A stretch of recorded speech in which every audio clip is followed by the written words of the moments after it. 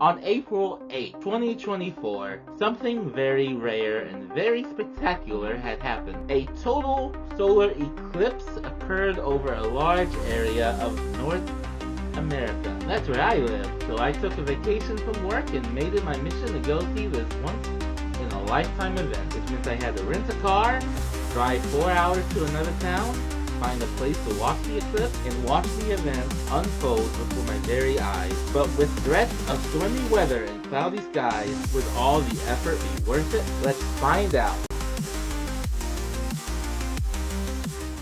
First, a little bit of background. Last year, there was another solar eclipse that happened around where I lived. This was an annular solar eclipse, which means that the moon is slightly smaller than the sun, so it doesn't cover it up completely, as opposed to the total solar eclipse that happened this year, where the moon and the sun are the same size from our point of view, and the moon is able to cover the sun up completely. When the annular solar eclipse happened, I was at work and I was not able to make it outside or even to a window during the eclipse, so I missed it. I had such a bad case of FOMO, so when I heard that a total solar eclipse was happening in April of this year, I swore that I wasn't going to miss it no matter what. So I asked for a vacation week that week, reserved a hotel room and a rental car, as well as bought myself a pair of eclipse glasses. This eclipse wasn't going to be happening where I lived this time, at least not the path of totality, so I was going to have to drive to get within the path.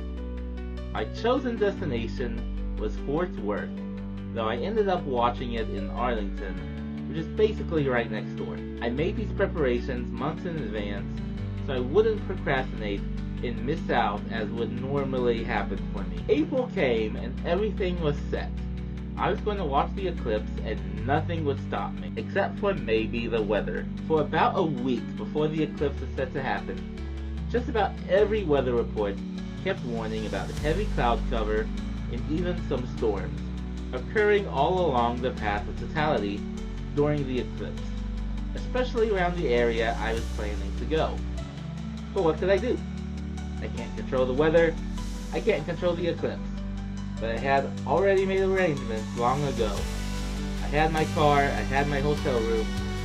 I wasn't going to not go, even if the eclipse itself was a no-go.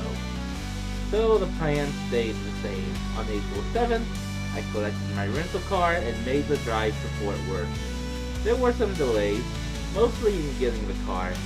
That rental place was crazy crowded, and they had completely run out of rental cars. I was able to get mine because I had made a reservation, but anybody coming in hoping to just get a rental car right away were out of luck. And there were a lot of people hoping to get a rental car just in the time I was there trying to get mine. And this is why you plan ahead. I got into the hotel a lot later than I expected, a little after midnight, but I was able to check in just fine. I did call ahead when I knew I was going to be so late to make sure I was going to be able to check in, just in case. I really didn't want anything to go wrong. I even overcame my phone anxiety. But I did arrive at my hotel room, and for some reason, I opted to get an actual hotel room at an actual hotel, not a motel, which is the norm for me and my family whenever we travel. I wanted to be comfortable. I wanted all the amenities. Of course, I did expect to have more time to actually enjoy it. I still needed to get up early enough to make sure I can get to the place I needed to go to watch the eclipse, so I had to go to bed pretty much as soon as I arrived. Of course, after I had my dinner, since I chose not to eat during my drive to make sure I arrived at the hotel room as soon as I possibly could. But I found it difficult to get any sleep. I think I maybe got about an hour, but that's it. This usually happens anytime I try to sleep in a new location. Anytime I move, stay over at somebody's house, or try to sleep in a motel or hotel, sleep just doesn't come. I get into bed, lay down, close my eyes, do all the things I'm supposed to, but my body just won't fall asleep. And on this night, I think I was especially restless because of the exciting day I knew I was about to have. After deciding that sleep just wasn't going to be happening, I decided to choose my venue for watching the eclipse. That's right, I drove all that way and I didn't even know where I was going to be watching the eclipse. I had looked over some options, but I mostly decided to wait till I got up there and then make my decision as I go. My family suggested that I go to Six Flags Over Texas. I did see that they had a special viewing event, but I really didn't feel like that was the right venue for me.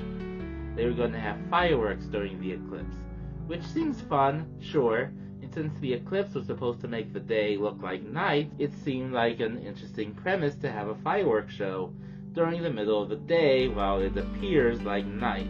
But for me, the appeal of going to the eclipse is that nighttime during the day feeling. I wanted the darkness. I didn't want a fireworks show messing that up, so I chose a different venue. After looking over my options, I landed on Levitt's Park. They were going to have a DJ and food truck, and that seemed like fun. It was also near the college that I had once attended and dropped out of, so that's cool. After I chose my location, it was still dark and I couldn't get sleep. So I turned on the TV and watched whatever was on the limited number of channels they had at the hotel, which is mostly Bluey and Paw Patrol. And hey, I'm not knocking it. Those are good shows. I never watched Bluey before that day, so I binged as much as I could. Eventually, the sun did come up to greet the day. I looked out the window, and it looked a little cloudy, but mostly clear. The storm clouds were supposed to come in later, closer to the time of the eclipse, so I was still a little nervous about that. I ate some breakfast at the hotel, packed up, and checked out of the hotel. I was ready to head out to my venue and enjoy some music at the park, whether there was an eclipse or not. Arriving at the park, I made sure to bring my eclipse glasses. It would be such a tragic thing to go through all this trouble and leave my eclipse glasses at home, the hotel room, or the car, so I made sure to keep track of those glasses every step along the way. I went into the park several hours ahead of the eclipse, and DJ was already playing, and there was already a large crowd gathering and getting ready for the eclipse. I walked around looking for the food truck. I only found one. I don't know if they had others hidden someplace else around the park, but I wasn't about to wander too far away. The truck I found was for a restaurant called Cosmic. Cosmic is actually a spin-off restaurant of McDonald's that specialized in drinks and bakery items. I had heard about Cosmic prior to this, but I didn't realize that they had locations opened already. Apparently there were only a few Cosmics opened across the country,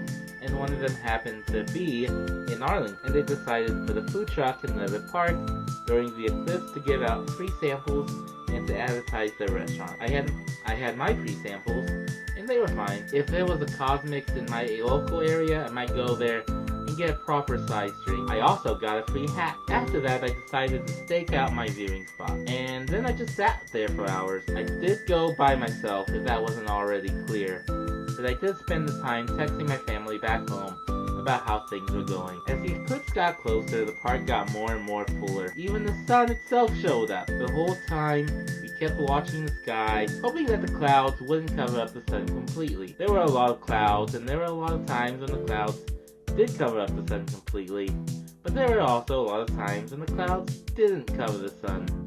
It seemed like that was going to be a constant problem. Just before the eclipse was about to happen, some safety experts took the stage and gave us all instructions on how to view the eclipse safely. Like, don't look at the eclipse without eclipse glasses. And with that out of the way, it was time for the countdown. And as luck would have it, as the eclipse occurred, the sky is perfectly clear. At a little after 1 o'clock, the moon had completely crossed across the sun, blocking it out completely. It's a little hard to tell in this video I took, since I believe my phone auto-adjusted its brightness and turned on night vision mode just as it turned dark.